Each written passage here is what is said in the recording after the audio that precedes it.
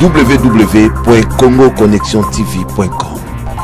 Un site nouveau dans un nouveau monde.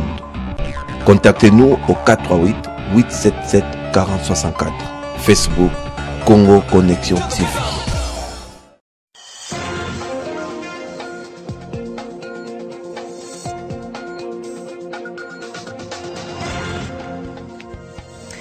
Bonsoir, merci d'être avec nous pour votre journal Afrique sur TV5 Monde. Au sommaire de l'actualité, des militants sénégalais et burkinabés arrêtés en RDC. Ils sont soupçonnés de tentatives de déstabilisation.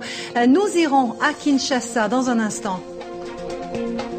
La Libye, un pays en plein chaos. Un nouveau combat ce week-end entre l'État islamique et miliciens anti-gouvernementaux. Reportage à suivre dans ce journal. Et puis la chronique sport de Simon Rodier, on va parler de la violence dans le monde sportif. Ce soir au Cameroun, nous retrouverons Jean-Jacques Aziza. Il est l'auteur des enjeux du sport en Afrique. Bonsoir Simon. Bonsoir. Cette dernière info tout d'abord au Mali. Les rebelles Touaregs rejettent l'accord d'Alger. La décision a été prise après une consultation de plusieurs jours des populations du Nord Mali. Vous êtes à Bamako, capitale malienne. David Bachet, bonsoir. Alors David, pourquoi ce nom des Touaregs à l'accord de paix? Une bonne base de travail qui mérite d'être améliorée. C'est avec des termes bien pesés que les groupes rebelles rejettent le texte qui leur est soumis, tout en réaffirmant leur attachement au processus de paix. Après plusieurs journées de réunion avec leur structure de base, des journées qui ont également été marquées par de nombreuses manifestations dans leur fief de Kidal, les groupes rebelles pouvaient difficilement valider le texte sans donner aux populations l'impression d'avoir été dupées, voire trahies.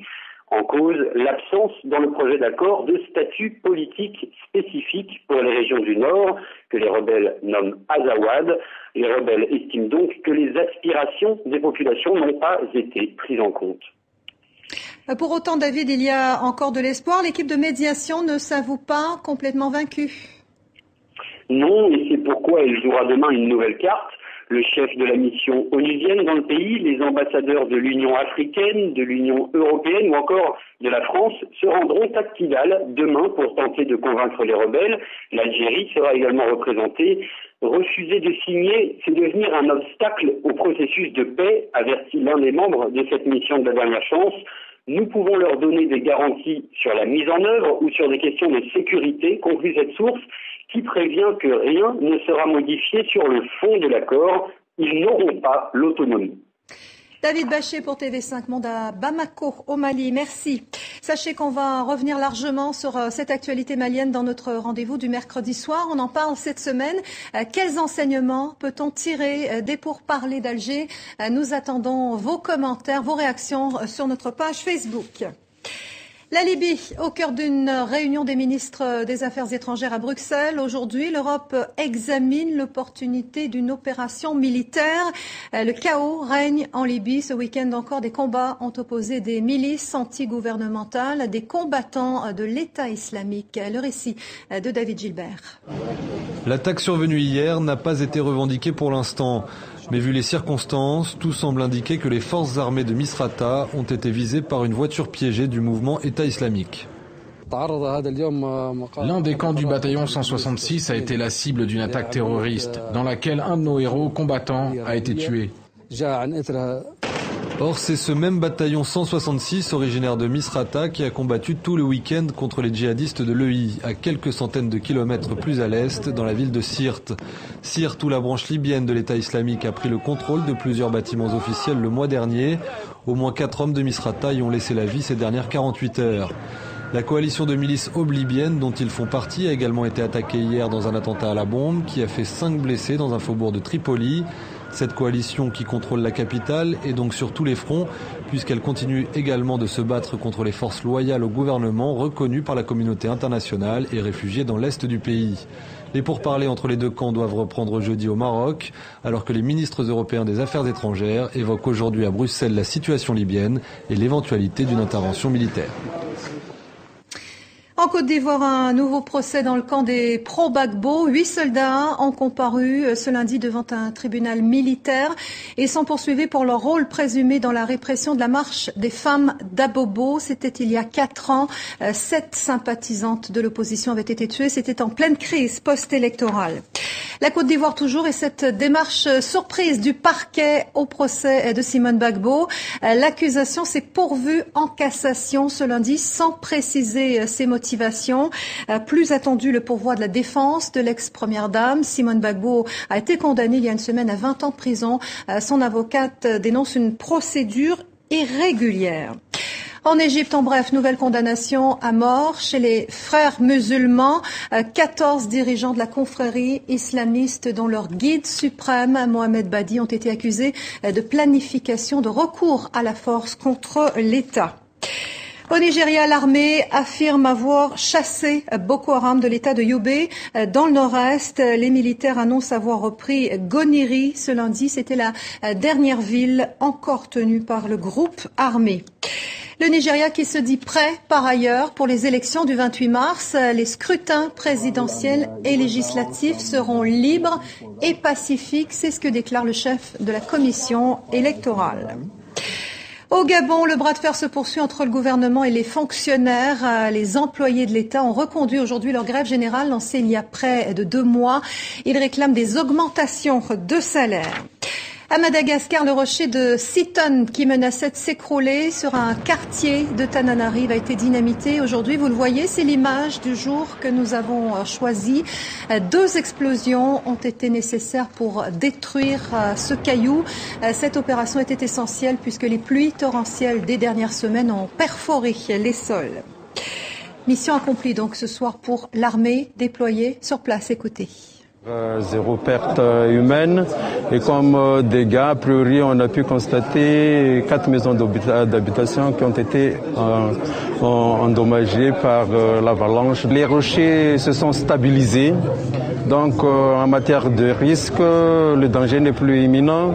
Les gens qui habitent dans les rayons de 500 mètres, là actuellement, peuvent rejoindre leur maison d'habitation, mais ceux qui se trouvent encore dans les rayons de 100 mètres doivent encore attendre 24 heures.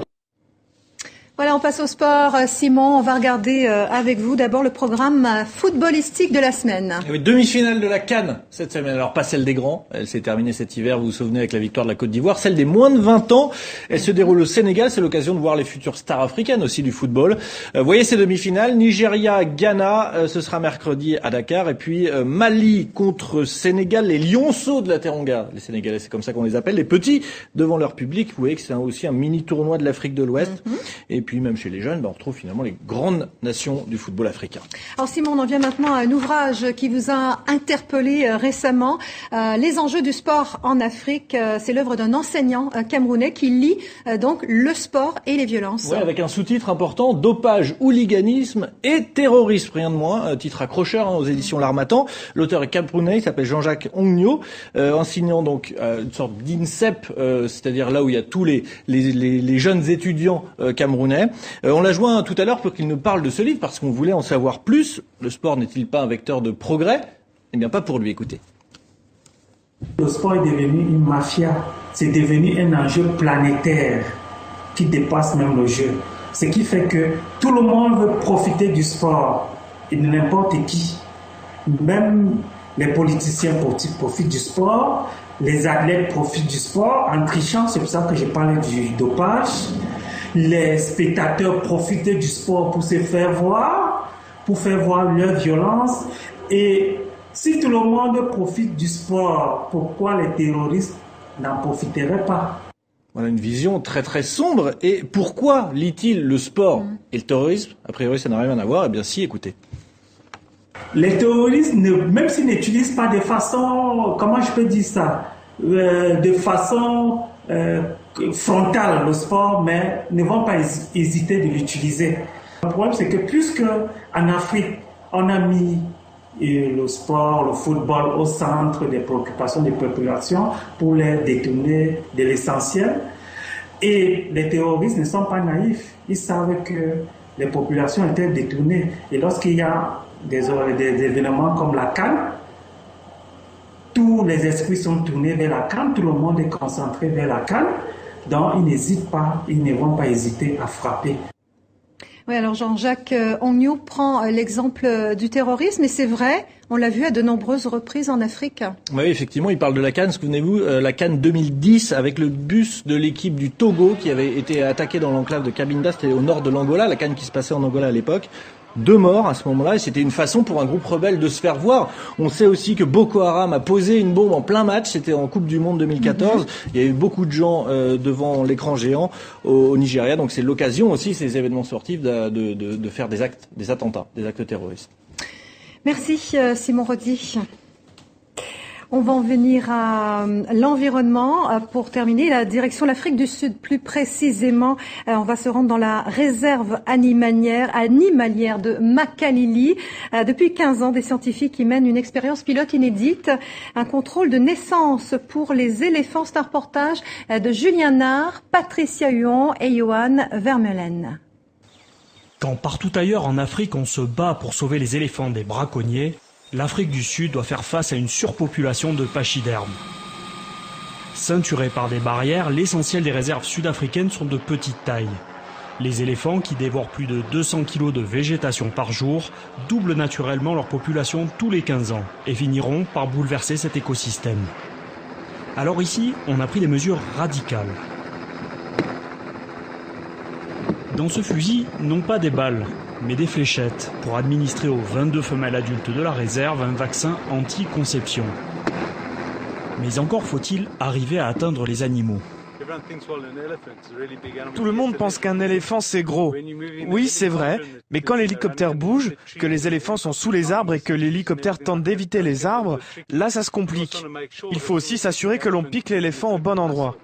Car pour que le vaccin soit le plus efficace, il faut qu'il soit absorbé par les vaisseaux sanguins des muscles. À Makalali, réserve pilote, les chercheurs étudient les effets long terme de la contraception sur les troupeaux d'éléphants. Ils ont équipé 3 femelles de colliers satellites, colliers qu'il faut changer régulièrement, après avoir immobilisé l'animal grâce à l'injection de produits anesthésiques. Poussez! Attention à l'arrière. Parfait.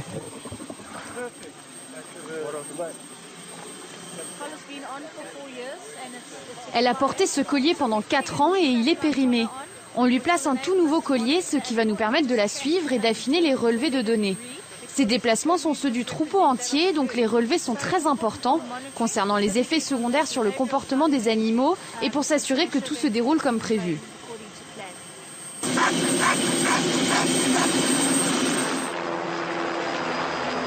La femelle éléphant se réveille, un peu groggy, mais tout sera rentré dans l'ordre dans quelques minutes.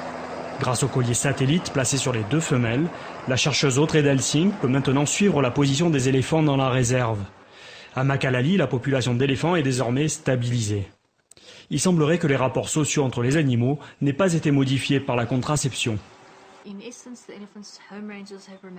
Les éléphants n'ont pas modifié leur territoire. Leurs liens sont intacts, même plus forts que jamais, donc tout se passe comme prévu. Grâce au travail de la chercheuse Audrey Delsing et de son équipe, l'immunocontraception des éléphants a été adoptée dans plus de 20 réserves en Afrique du Sud. Elle permet un contrôle humain et adapté à chaque situation des populations de pachydermes. Voilà, et retour à l'actualité, on en vient à la RDC et à l'arrestation hier d'activistes africains. Je vous le disais en titre, les dirigeants du ballet citoyen burkinabé et du mouvement Y en a marre au Sénégal avaient été invités ce week-end pour échanger avec leurs pairs congolais sur le thème de la bonne gouvernance. Eh bien, ils ont été interpellés pour tentative de déstabilisation. Un reportage à Kinshasa de Francine Mokoko et d'Emmanuel Godard. Lutte pour le changement, Y en a marre, ballet citoyen, ils étaient en pleine réunion, des échanges sur la bonne gouvernance et la démocratie lorsqu'ils ont été arrêtés. Des militants congolais, sénégalais, burkinabés, une trentaine de personnes en tout. Nous sommes très inquiets du sort de nos amis, catastrophés qu'on puisse arrêter comme ça des gens qui étaient venus légalement, tout à fait pacifiquement, et qui, avec d'autres, participaient à une activité de réflexion. Nous ne sommes pas des terroristes, au contraire même. Le sens de l'action qui est la nôtre, le sens de tout ce qu'on essaye de mettre en place aujourd'hui avec Filimbi, c'est d'écarter au maximum l'option de la violence pour s'inscrire dans une démarche positive. Le gouvernement les soupçonne de tentatives de déstabilisation, de préparer des actes d'hostilité. Le climat est crispé en République démocratique du Congo depuis les manifestations violentes contre la possibilité d'un troisième mandat du président Joseph Kabila. Les résultats obtenus par les militants burkinabés et sénégalais inquiètent les autorités congolaises. Il n'y a pas de place dans la politique congolaise pour des acteurs burkinabés ou des acteurs sénégalais. Cela est interdit par notre constitution et nos lois. Le gouvernement est là pour faire respecter la constitution et les lois. Un diplomate américain et des journalistes français et congolais ont été relâchés, mais aucune nouvelle des autres détenus. À Dakar, les membres du collectif Y en a marre s'inquiètent pour leurs compatriotes, mais vont continuer le combat. Ils nous ont utilisés comme des guet-apens parce que comment délivrer un visa à des gens et après dire que ces visas étaient faux? C'est pas possible. Donc ça a été un coup monté. Je ne sais pas, comment est-ce qu'on peut apprécier cette situation? On exige tout de suite que l'État du Sénégal nous renseigne par rapport à cette situation. La justice congolaise va maintenant décider si les militants seront jugés ou expulsés. Voilà, c'est la fin de votre journal Afrique. Vous pouvez retrouver cette édition sur tv5monde.com et sur notre page Facebook. Merci de votre fidélité et de votre confiance. À demain. www.congoconnexiontv.com. Un site nouveau dans un nouveau monde. Contactez-nous au 438 877 4064. Facebook Congo Connexion TV.